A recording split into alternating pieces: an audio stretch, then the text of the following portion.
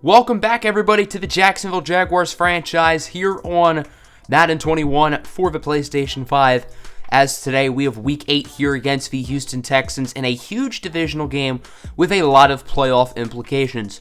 Last episode, we had a huge victory over the Baltimore Ravens, led by a 3-sack performance from AFC Defensive Player of the Week, Josh Allen. But the story of that game was our dominance in the second half. After struggling specifically on offense in the first half, we dominated in the final two quarters, outscoring them 38-7, mainly because of the quarterback switch.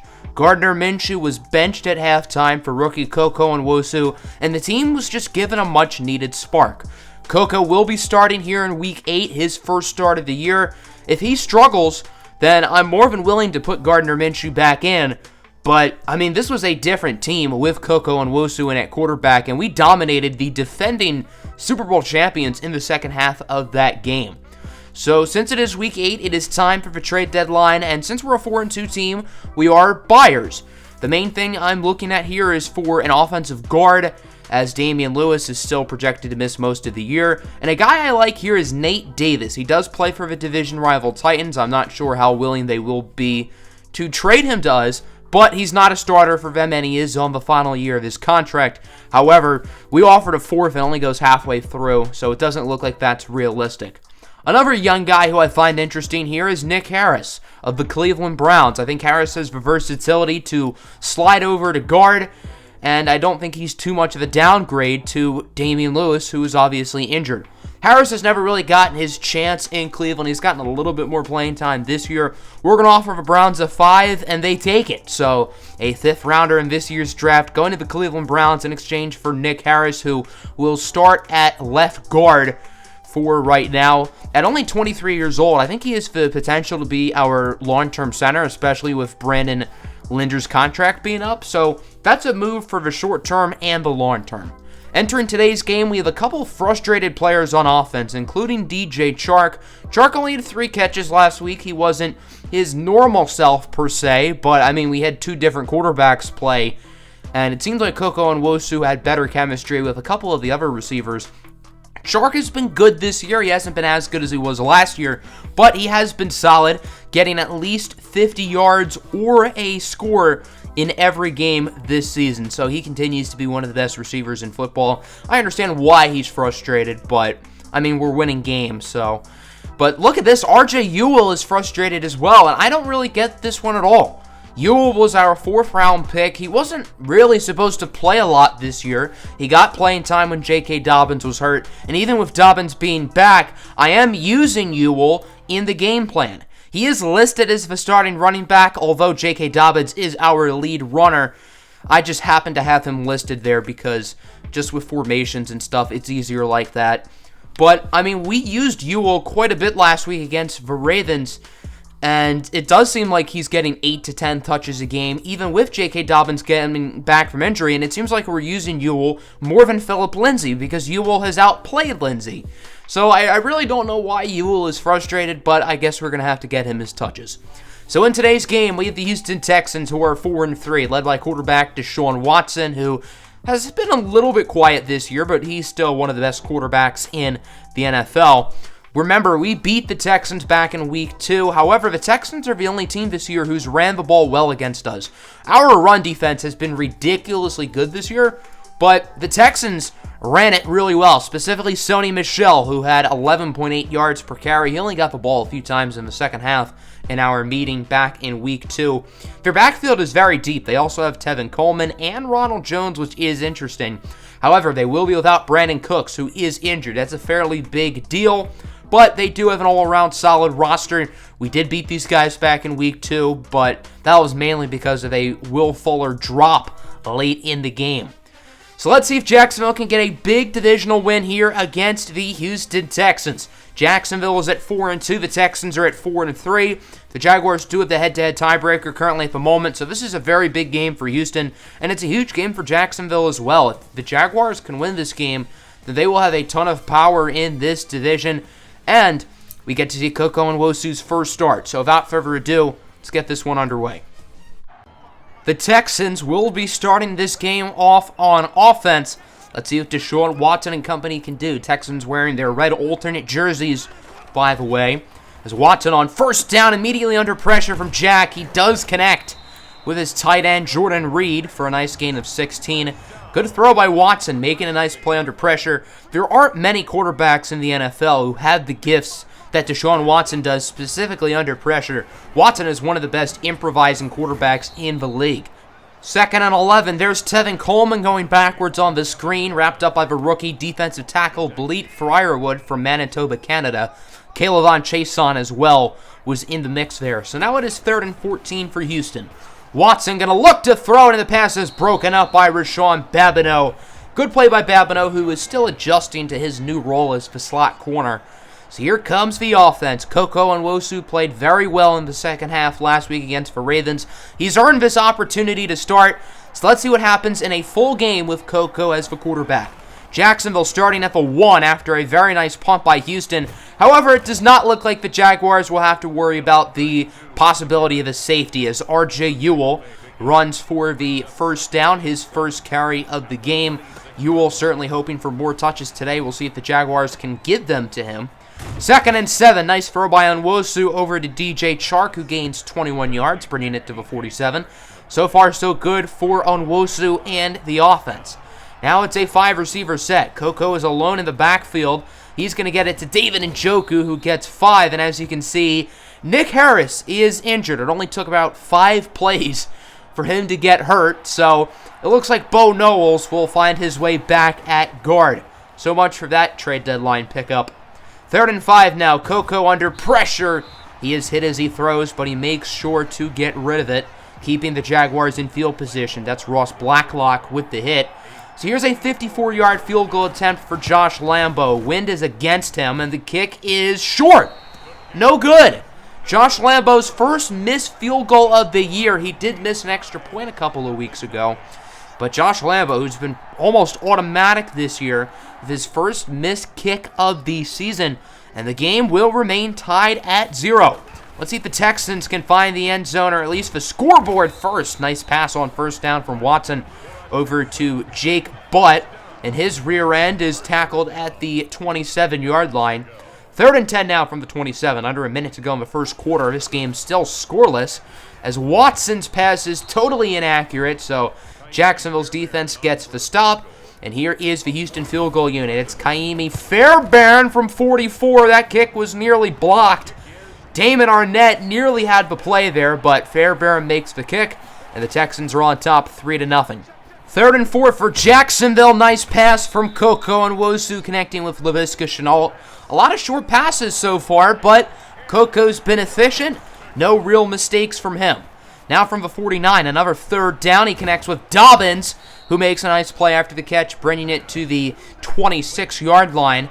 And the Jaguars are moving the ball down the field pretty nicely. Following play, Onwosu, this time over to the rookie wideout, Casey Schock, who brings it to the 11. Schock recorded his first NFL touchdown last week, which happened to be Koko Onwosu's first completion of that game. Now from the 6, 2nd down and 6. Onwosu going to keep it himself for a rushing score, and the Jaguars are now on the board. They will take the lead.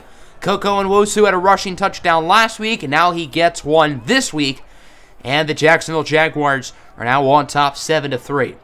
Koko Onwosu has some very dangerous legs, and now with having a guy like him at quarterback, there is a rushing threat at the position, which I don't think was really the case with Gardner Minshew. First down, nice sack there by Leighton Vander Esch. Unfortunately for the Texans, offensive tackle Titus Howard is injured. He will return to the game shortly after, thankfully. 2nd and 16 now. Watson makes the smart decision. A short pass for Tevin Coleman, who makes a nice gain after the catch. Wrapped up out of bounds by Zaire Wiggins, but not before bringing it to the 41-yard line. Sometimes the short play happens to be the best play. Read option here for Watson. He loses 4. The former Westlake linebacker David Harris brings him down. Harris has continued to get increased snaps these past couple of weeks, and he's done a fairly solid job for the most part.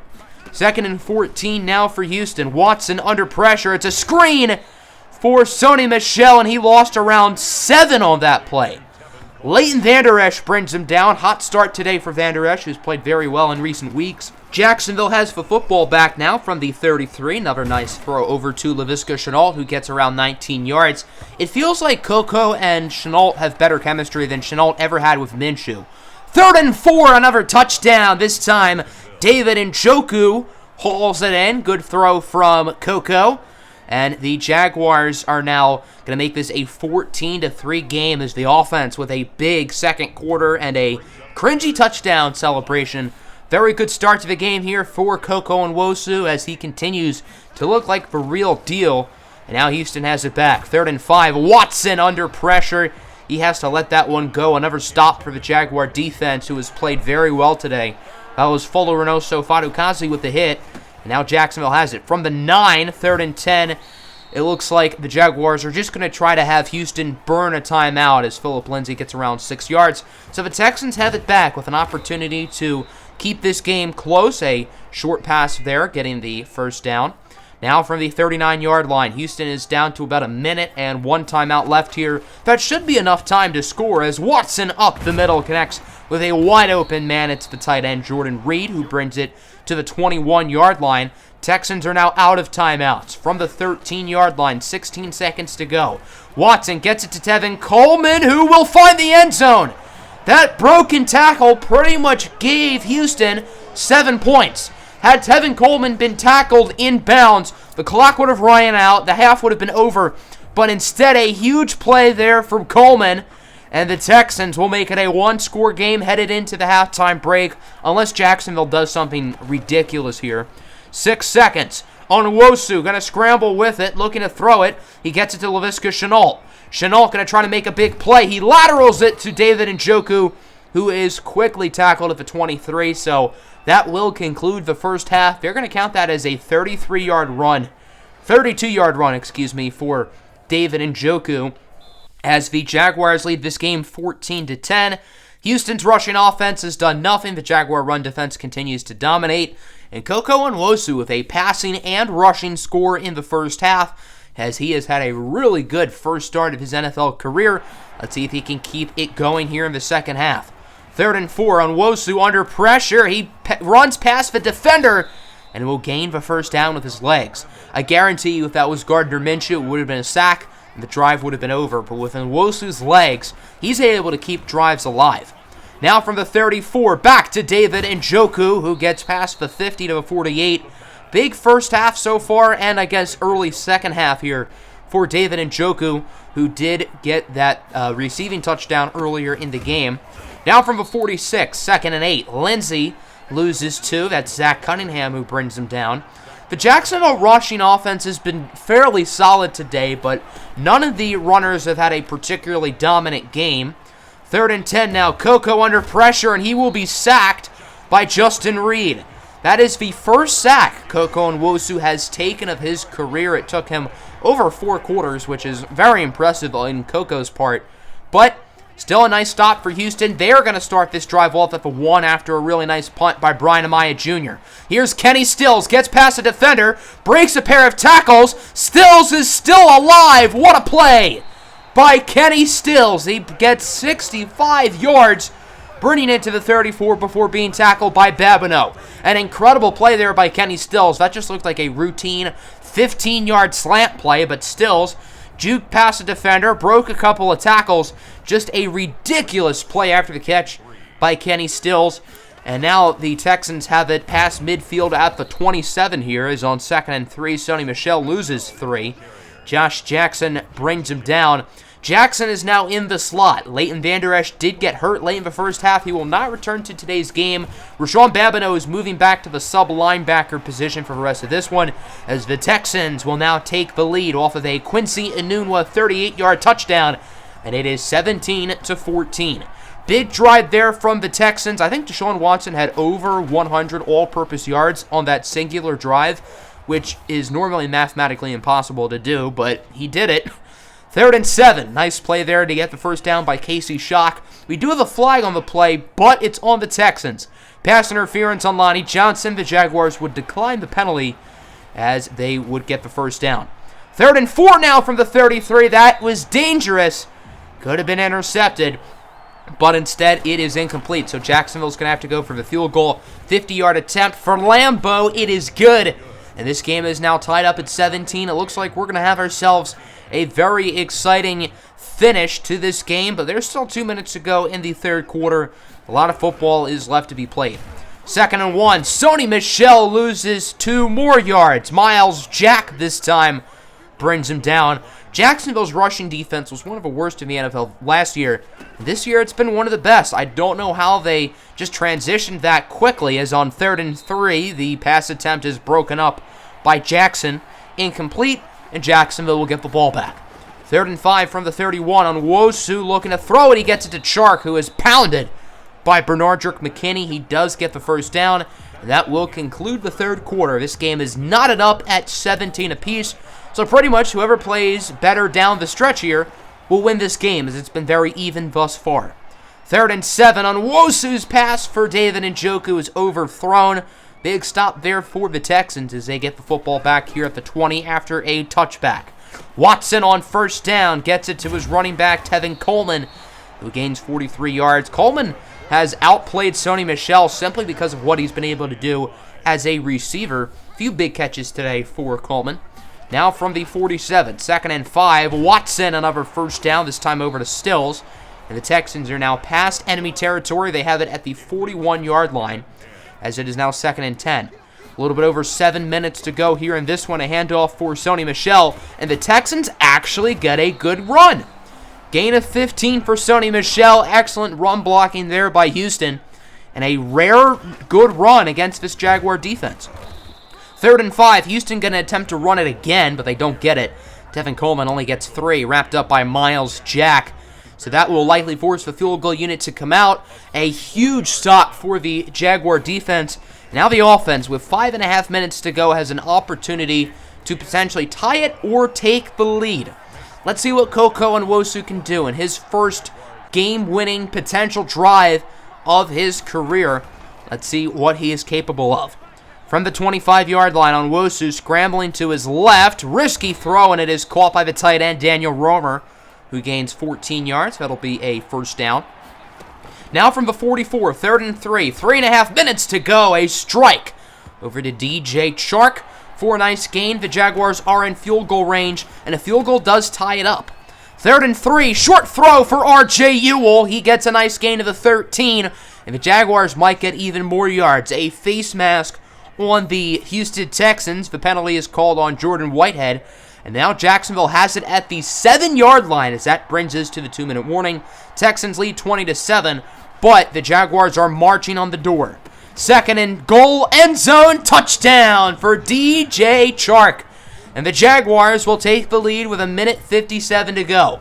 A potential game-winning drive there from the rookie, Koko Nwosu, at just 20 years old, with a gutsy 4th quarter performance. Another great game so far for Koko. Now it's time to see if the defense can manage to finish this one off. 2nd and 10 from the 28. Watson under pressure. He escapes the sack from Chason and will run for the 1st down. He brings it to the 39-yard line. Very next play, that'll be a loss of 3. A huge stop for the Jaguar defense. 2nd and 13. That's Jordan Reed with the 1st down. The Texans are past midfield. Now down to around 30 seconds. Watson heaves up a bomb for Quincy Enunwa. He gets it inside the 5 to the 2, and the Texans call their first timeout. They're holding on to these timeouts, and they might need them here on the goal line. 1st and goal from the 2, 27 seconds left. 24-20 is your score. Watson is sacked by Myles Jack. A huge play for the defense. This game is far from over, folks. Now from the 8, 2nd and goal. Texans down to 1 timeout as Watson's pass is broken up in the end zone. Nice coverage from Zaire Wiggins. 3rd and goal now from the 8. Deshaun Watson looking to throw it. He's going to try to scramble. The ball is out, and it is picked up by Houston. That's Josh Jackson with the strip sack. Texans call their final timeout. 4th and goal from the 12. This is the game. Watson to the end zone for Fuller, and he catches it out of bounds. Incomplete, and the ball game is over. The Jaguars with another incredible victory here over the Houston Texans. 24-20 is your final score, and the Jaguars will improve to 5-2 on the year. In both games this year against the Texans, it came down to the final play, but Jacksonville held on once again. Excellent start for Koko Onwosu, 22 for 36, 258 passing yards, 2 touchdowns, no interceptions. Deshaun Watson was pretty good. He wasn't outstanding, but he was certainly good today. Running the ball, R.J. Ewell was the leading rusher, 11 carries, 62 yards. He also got 2 receptions, so he met his touches requirement, and he's happy. The only rushing touchdown of the game went to Koko Onwosu, had 33 yards on 6 carries. Jordan Reed was the leading receiver, 7 for 64, 661, and a touchdown for DJ Chark. Kenny Stills the only player on either team with over 100 yards through the air. The offensive line was really good for us today. We ran the ball pretty well, only allowed 1 sack. We had 3 sacks on defense. Josh Jackson, Miles Jack, and Leighton Vander Esch. We will have to monitor his injury. No interceptions. We did force the fumble late from Jackson, but we were unable to recover it, obviously. So DJ Chark ended up getting 6 touches. All he needed was 5, so that makes him happy, which is very good to see. DJ Chark, we need him to be happy. He is our best player. And R.J. Ewell, he is unhappy with his performance. I mean, he was the leading rusher, so I don't know why he's upset. I think he played pretty well for the most part, but he got his touches, and he is happy about that. But unfortunately, we do have some bad news on the injury end. Nick Harris is going to be out for 5 weeks with a dislocated elbow, but the big one, Leighton Vander Esch, going to miss 8 weeks with a dislocated ankle, and this injury hurts. Vander Esch has had some medical question marks in the past, and it seems like they are affecting him here. Vander Esch was really starting to play well. He had an excellent first half against the Texans before he got hurt. He started the year off slow, but the past few weeks, he's played really well in my opinion, so having him out is certainly going to suck, and we will be putting Leighton Vander Esch on injured reserve, so he will miss the next half of the season, and he will hopefully return late in the regular season. Rashawn Babineau will return to sub linebacker, and Josh Jackson will be the nickel corner. So that ends today's episode. Next time, we have a primetime game against the defending NFC champion, 6-2, Baker Mayfield-led New York Giants. That's going to be a very exciting game. I hope you guys are excited for that one. Let me know in the comments below. Make sure to like and subscribe. I'm out. Peace.